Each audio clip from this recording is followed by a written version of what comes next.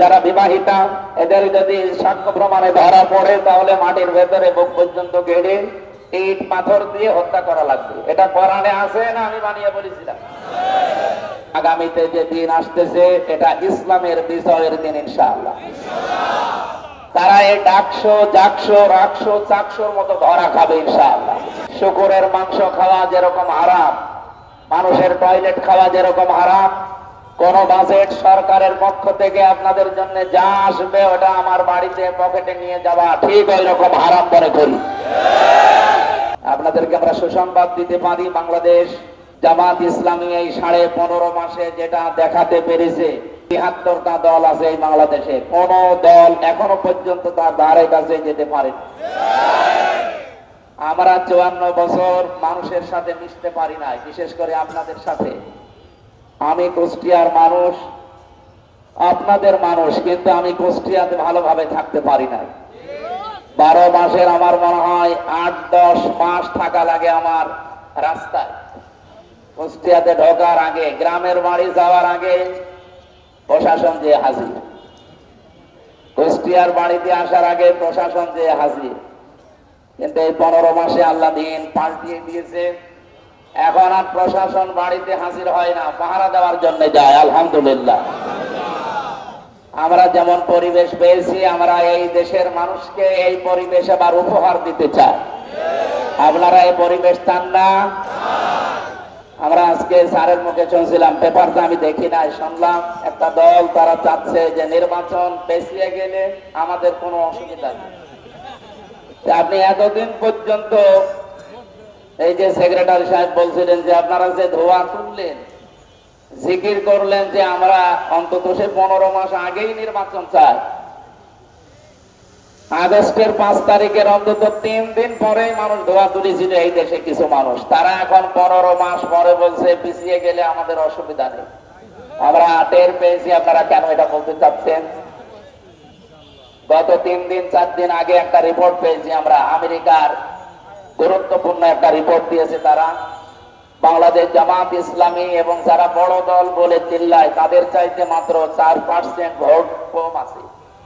তারা খ্রিস্টান, তারা জীবনেও আমাদের পক্ষে কথা বলবে না। আপনারা জানেন যে তারা যে রিপোর্ট দিয়েছে যে 4% ভোট কম আছে, এটা শুধু জামাত ইসলামী। যে দেশে বাংলাদেশ জামাত ইসলামী এখন একা নেই, এদের সাথে কমপক্ষে 8 দল অলরেডি এক হয়ে গেছে। জেলা আমির সাহেব বলছিলেন না যে এখনো অনেকগুলো দল আসার লাইনে আছে, তাদের তো অন্তত 1-2%, 3%, 5% ভোট তো আছে। সবগুলো হিসাব করলে আমরা দেখছি যারা বড় দল বলে চিল্লায় তারা এই ডাকশো জাকশো রাকশো চাকশোর মতো ধরা খাবে ইনশাআল্লাহ। 18 বছর থেকে যদি ভোট দিতে পারতাম, আমি 3 বার ভোট দিতে পারতাম, কিন্তু আমার দুঃখ জীবনে যে ভোট কিভাবে দেয় আমি জানি। এবার এই দুঃখটা আমরা ঘোষাতে চাই, আপনারা সাথে থাকবেন না ইনশাআল্লাহ? তো আমি এখানে, আমার মনে হয় এখানে বহু মানুষ যাদের আমার মতো বয়স, আমরা জানি না যে ভোট কেমন করে দিতে হয়। আমরা কুষ্টিয়ার দায়িত্ব এমনিতে নিতে চাইনি। আপনারা অনেকে এখন ফতোয়াবাজি করছে, এমনকি আমার মোবাইলে প্রতিদিন কল আসে যে আপনি লাইন মতো না থেকে বেলাইনে আসলেন কেন।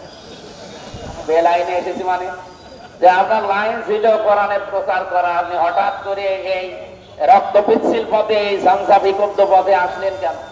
এ পথ তো আমাদের, এ পথ আমাদের। আপনাদের কি লিখে দিয়েছে দেশের জনগণ? আমি 25 জন নবীর দোয়া পড়েছি কোরআনে কারিমে, শুধু আদম নবী বাদ দিয়ে যতগুলো নবীর জীবনী পড়লাম, দোয়া পড়েছি, তারা প্রত্যেকেই রাষ্ট্র ক্ষমতা চেয়েছে। তারা রাষ্ট্র ক্ষমতা চেয়েছিলেন এই কারণে যে এই দেশে, এই পৃথিবীতে রাষ্ট্র ক্ষমতা ছাড়া আল্লাহর বিধান পূর্ণাঙ্গ ভাবে মানা যায়। আমরা সেই 12 সাল থেকে মানুষকে কোরআনের দাওয়াত দিয়েছি, কোরআনের সমাজের, কোরআনের রাষ্ট্রের কথা আমরা বলেছি, কিন্তু বাস্তব অবস্থা আমরা আজ পর্যন্ত কোরআনের সমাজ কি, রাষ্ট্র কি দেখাতে পারি।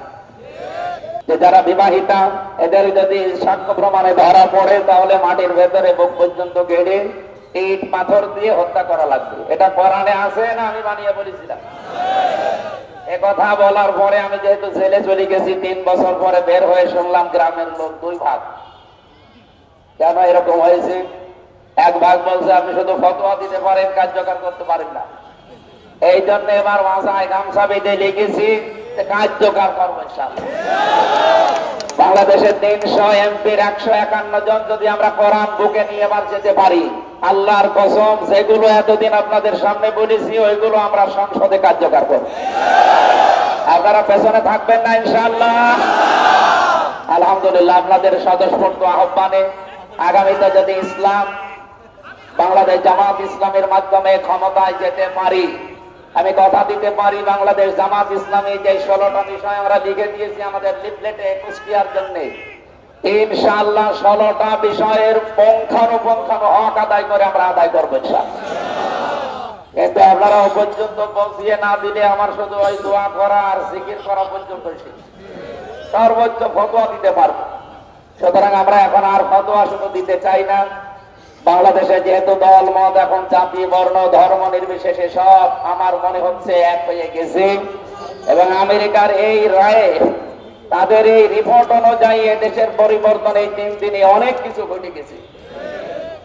আমরা এই 15.5 মাসে প্রায় 31টা ষড়যন্ত্র লক্ষ্য করেছি। তার ভেতরে অন্যতম, আমি এখনই নাম নিতে চাচ্ছি না, সামনে ম্যাডামের পরে দেখা যাক কি হয়। আমরা ম্যাডামকে দোয়া করছি আল্লাহ যেন তাকে সুস্থতা দান করেন।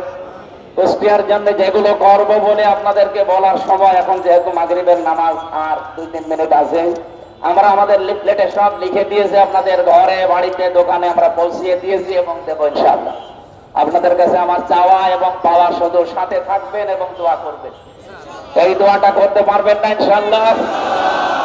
আল্লাহর কসম দিয়ে এই ময়দানে দাঁড়িয়ে বলছি, শুকুরের মাংস খাওয়া যেরকম হারাম, মানুষের টয়লেট খাওয়া যেরকম হারাম, কোন বাজেট সরকারের পক্ষ থেকে আপনাদের জন্য যা আসবে ওটা আমার বাড়িতে পকেটে নিয়ে যাওয়া ঠিক ওই রকম হারাম মনে করি।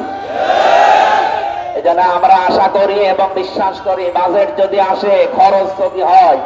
আজকে আমি গণসংযোগে গেছিলাম সকাল থেকে জড়িয়া, ওই যে পালপাড়া, ওই ঘোষপাড়া হিন্দু এলাকায় ওনাদের যে সমস্ত দাবি দাওয়াগুলো, যা মনের আকাঙ্ক্ষা, কয়েকটা মন্দির আমি পরিদর্শন করে দেখলাম এই 15.5 মাসে তাদের 4 আনাও বাজেট দেয়নি। অথচ এতদিন আমাদেরকে শুনিয়েছে যে আমরা হিন্দুদেরকে ভালোবাসি। তাদের কাছে বসে কথা শোনার পরে তারা আমাদেরকে যা বলেছে, আপনি চলে যান, ভোট হয়ে গেছে, ভোট আমরা অলরেডি দাড়ি পাল্লায় দিয়ে দিই।